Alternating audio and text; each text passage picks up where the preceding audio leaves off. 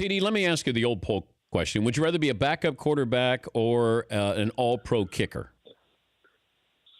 Wow. A backup quarterback, it depends on what team you're talking about, Dan. Probably an all-pro kicker. Yeah, maybe the kicker. Yeah, because I could have you as a backup quarterback for the Broncos with Peyton Manning, but you're not going to see any playing time. No, but I won a Super Bowl. Yeah. Are you giving me a Super Bowl as a kicker? I'll make you okay. I'm an all-pro kicker. Okay, let's say you could be Adam Vinatieri or any backup quarterback. I'm Adam. Yeah, I'm Adam. Hands down. It's not even close. Now, were you a special teams guy when you first got in the league? Yeah. Well, yes and no. I wasn't on. I was listed as a special teams guy, but I wasn't actively doing anything. I was kind of like fifth or sixth behind, a lot of guys, and I would get few reps at, as a special teams player. But I played it in high school. I was actually a kicker in high school. I kicked off and ran down and made tackles, and and then when I was in Pop Warner, I punted the ball. So I kind of played a lot of different positions throughout my life. But no, I wasn't just a special teams player. I did do some of it though. But preseason training camp was really important for you, considering where you were drafted. Whereas I look at LeVeon Bell not being in camp, and I wonder the importance of camp for a running back who is one of the better running backs established there. Does it matter that LeVeon Bell is not in training camp, in your opinion? I'd like to think it does matter, and it's not from just a physical standpoint of him getting, game reps, but I think the practice reps help. And I know people look at Adrian Peterson for a number of years, or LaDainian Tomlinson. They didn't play in the preseason, but they did practice. And so, yeah, I think the practice time that he's missing is invaluable. And I'm not one to believe that, that you can throw away practice reps and feel like, okay, I don't really need them. I'm going to come in and be my old self. And I think from a conditioning standpoint, game speed and game conditioning is totally different. And if you can get those in practice, then I think it helps you in a game. And I think eventually if he comes in, obviously, maybe it's 3 or 4 weeks, he'll catch up. But the early time, I think he's going to struggle. What about Ezekiel Elliott? First of all, the Cowboys in replacing him with McFadden or Morris, that offensive line is great, but I'm wondering what the residual effect is going to be on Dak Prescott. Is Dak Prescott going to be asked or forced to do more with Elliott perhaps not being in there for those 6 games? I think he is. And if, I've seen McFadden and, we saw him this last game, and I think he still has enough in the tank to hold down a 6-game stretch, and him and Morris and maybe it's Rod Smith, but I think they have enough to have an efficient running game. I don't think it's going to be explosive like when Zeke is in there, but I think it's going to be decent enough to where they have some running game. But I think Dak is going to be asked to do a little bit more during the 6-game stretch. He has to. In training camp, he says that he wanted more on his plate. Mm-hmm. And I think he's going to get a chance to get that because if he thinks it's just, or if the Cowboys think they're just going to roll out the same offense and have him be, pretty much conservative and protected football. Last year with him, it was kind of like a punt was a good play for the Cowboys.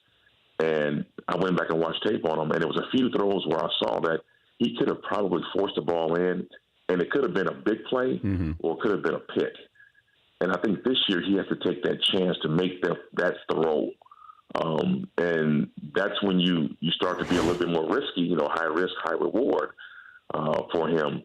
And I see that happening this first 6 games. And I think that, you've got Scott Linehan and Jason Garrett, you've got to test it a little bit more because that old hand the ball up to Zeke, or in this case, it's going to be Alfred Morris and McFadden. I don't know how far that's going to get you. You're going to have to take some risk in that offense early. The defenses want to get a larger sample size with quarterbacks. Like the second time around or the second year, that's when defenses adjust to you. They get your tendencies. But I'm curious, as a running back, did defenses pick up on tendencies, certain things you like to do or you didn't do as well, and try to force you into those things? Oh yeah, yes. That's the name of the game. And if you are a good defensive coordinator, you have to try to make somebody beat you at something that they're not strong at doing. And but the counter is you've got to. One thing I would try to work on is things that I felt I was not very good at, whether it was pass blocking or catching the ball out of the backfield, whether it was certain runs like draw. I wasn't a big draw play type guy. But, I would work on that stuff so that I try not to have any visible weaknesses. And as an offense, we would try to do that. We would try to change things up with personnel and different formations and stuff like that to try to throw people off so they couldn't hone in on what we did extremely well. But, it's a cat and mouse game. That's really what it is. And it's played every year and it's played every game. And the coaches who are able to figure it out are the ones who seem to be on top every year. Terrell Davis, Broncos Hall of Famer, joining us. Where's the gold jacket right now? Man, it's in the closet, man. But it's a little smelly right now. I gotta take it and get it freshened up. I wore it out, so it was at my party, and I think I had it on for about 7 days straight. Man, it needs to be cleaned though. What's good about it though, Dan, is it's a nice light fabric. Nice. So it's not real heavy, and it airs out pretty good. But I need to go take it and get it clean. I think I have some party stains on it. What'd you think of your bust? Oh, I loved the bust. I loved it, man. My wife, she was really the one behind it. She kind of helped the guy Ben who was doing it when he came to see me. We were in a hotel for like 8 hours, and my wife came over, and immediately she walked in. She looked at it, and she's like, "Man, it looks good." She said, "But there's just something not right." And so she just like went to work with her eyes and kind of helped walk him through. But he was pretty good. But with them two working together, and then my mom, we sent it to my mom. Kind of took some pictures and said, "Hey, take a look at this and tell us what you think." And she made some comments about some stuff. And so, yeah, when it was all said and done, I'm pleased with it. Yeah, looks good. LT said he didn't. The question is, what you think? Oh, I thought yours looked great, but you got a great head. Yeah, all my dents in my head. I think that it was good to get all like the imperfections and stuff and the undulations on my dome. He nailed it, man. I thought it looked good. LT said he didn't smile because he said you don't look good. Your teeth don't look good in that bronze. So did you factor that in? Well, that's what they told. Well, yeah, I factored it in because that's what Ben had told me. He said, he asked me how did I want it, and I said, I wanted a pleasant, smile.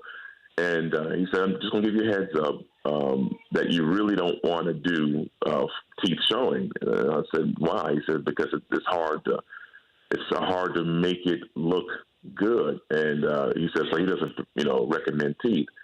And so I said, "Okay." I said, "Just have it with a pleasant smile." I don't want to look mean. I'm not a defensive lineman or a linebacker. I said, "Just have a pleasant little smile." And so yeah, that's what he did. Best John Elway story I haven't heard. Best John Elway story you had? I don't know what stories you've heard or you haven't heard. Well, give me one that you'll tell your grandkids. Oh wow, my grandkids. I don't know. I don't know. I guess one story would be the first time that I was in the huddle with John Elway was I took a handoff from him, and I remember doing the preseason. I never practiced with John. And until the first week, they announced that I was going to be the starter. That morning, we walked out to practice, and I'm nervous as hell because John's in the huddle, and I have to try to earn his trust. And we get the first call was a run to the left, and I took off. And I remember John came back, and he gave me the ball.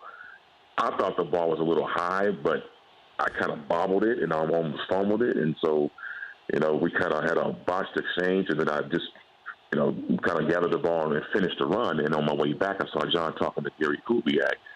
And John walks back to the huddle, and Kub calls me over and said, "Hey, John says you need to give him a bigger pocket." And I'm thinking, I've already been messed up my chance of I've already messed this thing up, man. And so that was just, something. Then I came back in, and obviously, things worked out. But I was kind of nervous that day, and I'm thinking, man, the man is so big that he's relaying messages through other people. He doesn't even want to talk to me. That's how big he was. Man. Did he ever yell at you? Oh yeah. He yelled at me one time when we were playing a game, and the game didn't really matter. It was the last game of the year against San Diego. This was in '96, and we'd already clinched everything. And we were only going to be in there for about a quarter. And it was a check down. I turned around, and John threw me the ball, and I dropped it, and he just yelled at me. And I was thinking, man, we're only playing a quarter, bro. Like this doesn't even count. But that just shows how intense he is, man. When he's on the field, he expects, perfection. He expects to play well. And, kind of got my thinking up and how I had to approach the game. Well, congrats on the Hall of Fame, obviously, and well-deserved. And hope it was everything you thought it was going to be. And more, Dan. It was awesome, man. I appreciate everybody sending out their love and support for me, man. I can't thank the selection committee and people who made this possible. So my teammates, obviously, and everybody else that I thanked on that stage that night. I appreciate it. Thank you, Terrell. We appreciate it. Thanks, Mike. That's Terrell Davis, NFL network analyst. The Dan Patrick Show, weekday mornings on Audience.